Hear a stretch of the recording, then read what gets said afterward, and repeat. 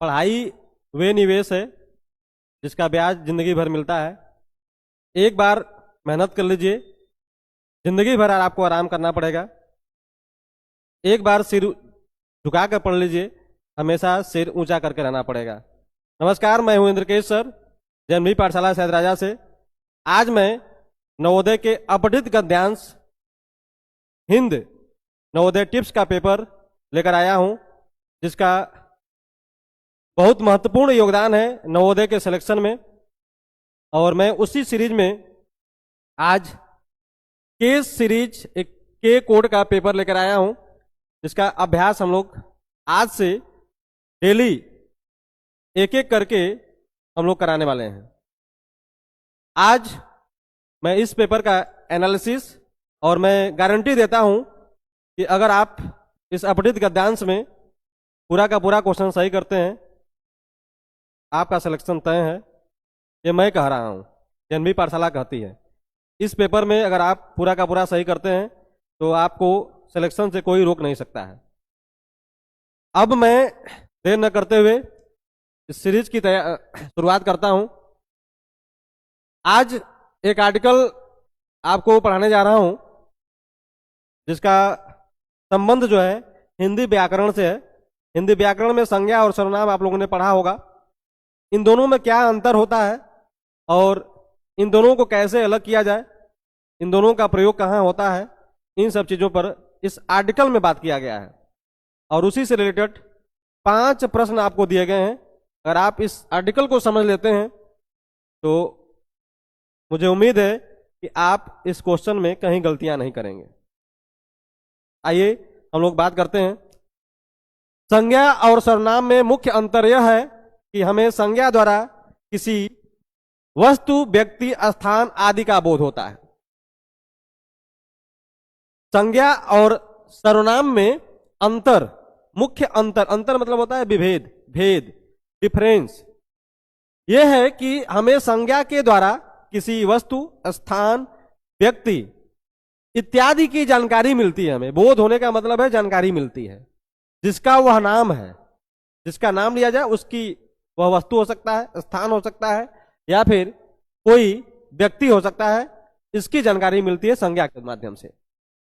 जबकि सर्वनाम द्वारा पूर्वापर, पूर्वापर का अर्थ होता है पूर्वधन आपर, मतलब आगे और पीछे, इन दोनों के बारे में बात किया गया है।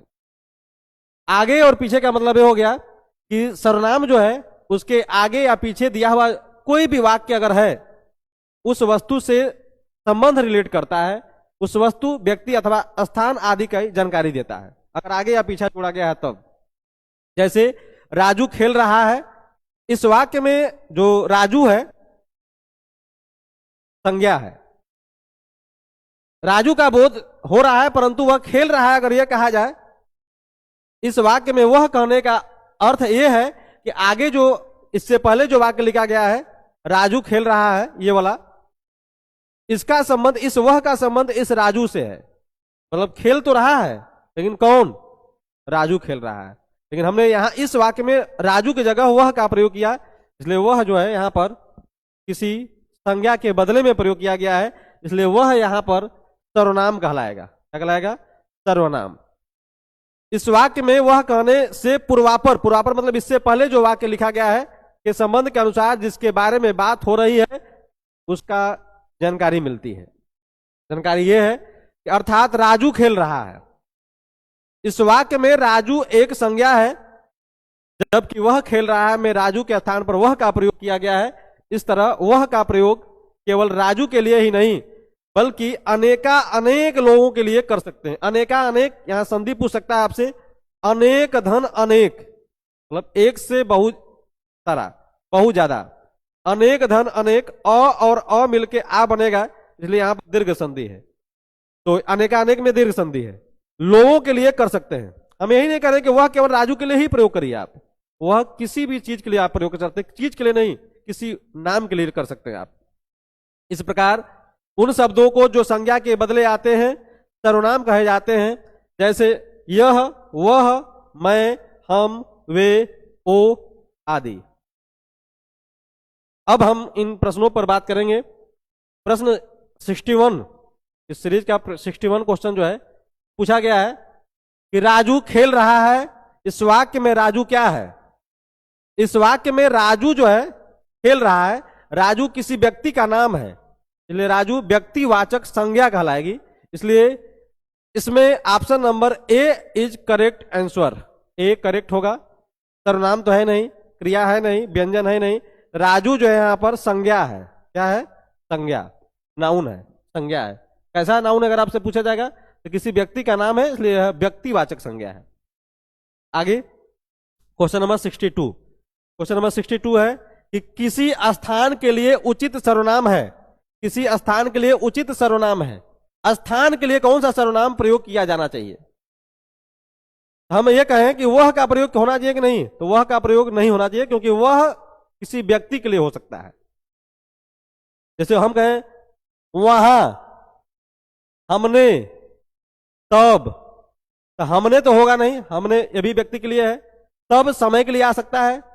वहां जाना है, तो वहां जाना है मतलब स्थान के बारे में कह रहा है, तो किसी स्थान के बारे में जानकारी हमें वहां से हो रही है, हम अर्थात इस किसी स्थान के लिए जिस सर्वनाम का प्रयोग कर सकते हैं वह वहां है।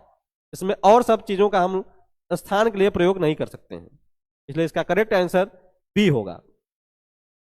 किसी व्यक्ति, वस्तु अथवा स्थान का बोध, बोध मतलब जानकारी देता है, करने वाले, जानकारी देने वाले शब्द को क्या कहते हैं?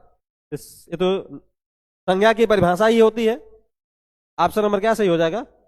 बी, संज्ञा। किसी व्यक्ति, वस्तु, स्थान इत्यादि का बोध कराने वाले शब्द को संज्ञा कहते हैं। किसी व्यक्ति, वस्तु या सर्वनाम नहीं है, किसी व्यक्ति या वस्तु के लिए सर्वनाम नहीं है, ये क्वेश्चन बहुत ज्यादा पूछा जाता है। नहीं है, बच्चे नहीं है नहीं देखते हैं, हाँ वाला क्वेश्चन लगा के चले जाते हैं।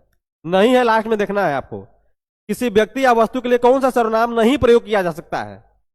यह, वह, यहां, वे, यह प्रयोग कर सकते हैं। जैसे